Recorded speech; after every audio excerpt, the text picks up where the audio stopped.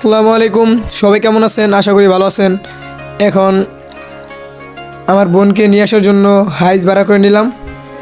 আমার বোন ইটালি থেকে দীর্ঘ 4 বছর পরে আসতেছে। তার মাঝামাঝি আমার দুলাভাইও একসাথেই 5 বছর পরে আসতেছে ফ্যামিলি নিয়ে আমাদের বাংলাদেশে। এর পাশাপাশি আপু একটা ব্লক করে দিল, তারাও পাসপোর্ট জমা দিল। এখন তারা বিমানে যাওয়ার জন্য প্রস্তুতি নিতেছে। এখন গাইজ থাকেন, ওই যে অনেকগুলো বিমান দেখা যাচ্ছে। এখন তারা বিমানে উঠবো। এই যে আমার সোনা পাখি, আমার বাগনি, আমার কলজের টুকরা, দেখেন সুন্দর সুন্দর বিমান।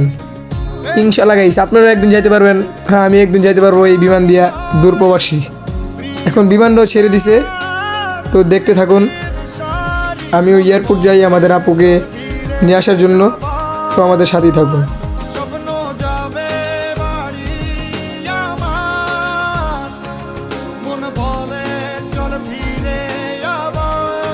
তো হ্যালো, এই যে আকাশের উপরের ভিউটা দেখে তো ভাই আমি পুরাই অবাক।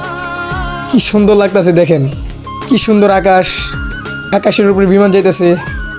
তো গাইস এর পাশাপাশি আমাদের আপুকে, বাগনিকে, দুলাভাইকে হালকা পাতলা একটু বিমানের নাস্তা দিয়ে দিল। এখন তারা বিমানের ভিউটা দেখবো আর খাইবো। কি অসম গাইস। তো মজার বিষয়, পানির বোতলটা কত ছোট। তো গাইস ভিউটা কিন্তু অসাধারণ গাইস। বিরিয়ানি দিল, লুডুস দিল, ছোট কেক দিল, রুটি দিল, মাখুম দিল। তারা ভিজে ভিজে খাইতেছে আর বিমানের ভিউটা নিতেছে। তো আপনারা দেখতেই থাকুন, আর কিছু বললাম না। ইটালির প্লেন সৌদি আরব আইসা ল্যান্ড করছিল। এখন সৌদি আরবে থেকে বাংলাদেশের বিমানে উঠলো। তো সৌদি আরবের ভিউটা কিন্তু গাইস অসাধারণ, পুরাই জোস। তো রওনা দিয়ে দিল। তো গুড বাই সৌদি আরব। আমার বাগনি একা একা ফাইজলামি করতেছে, দুষ্টামি করতেছে। এই বাংলাদেশের বিমান এখনও ছাড়ে না কেন? এই এখন ল্যান্ড করে নিল আমাদের বাংলাদেশে। তো দেখতে থাকুন। তো এই গাইস বাংলাদেশের এয়ারপোর্টে এসে বললো, এখন আমাদের জন্য ওয়েট করতেছে আপুরা। এখন আমরা রওনা দিছি। তো হ্যালো গাইস, আমরা কিন্তু এয়ারপোর্টে এসে পড়ছি আরও 20 মিনিট আগে। দেখেন ভাই কি যেই জ্যাম, এই জ্যামের মাঝখান দিয়ে আবার এয়ারপোর্ট যাবো কত সময়। আপুরা আবার আমাদের জন্য ওয়েট করতেছে। তো অনেক জ্যামাজ্যামির মাঝখান দিয়ে আমরা চলে আসলাম সেই এয়ারপোর্ট। তো এখন আমাদের আপু বাইরে আইব। তো আমাদের সাথেই থাকুন, দেখেন।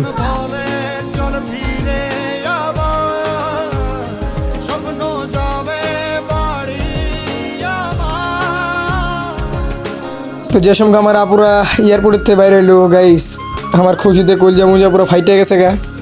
কী বলবো গাইস, অনেক কান্দায় পড়ছিল। তো তাদেরকে দেখে, আমার বাগনিকে দেখে আমার তো পুরো কান্দায় পড়ছে। দীর্ঘ 5 বছর তখন আমাদের গাড়ি খালি ছিল, এখন আমার গাড়িটা বইরে গেছে গা। তো গাইস অনেক খুশি আমি, অনেক। এই যে আমার বাগনি শয়তানি কথা আছে, এই যে আমার ভাই, এই যে আমার আব্বু, এই যে ফাতেমাকে খাওয়াইতেছে। তো বাসার উদ্দেশ্যে রওনা দিলাম। দোয়া করেন যেন বাসায় আমরা যেতে পারি সুস্থ মতো।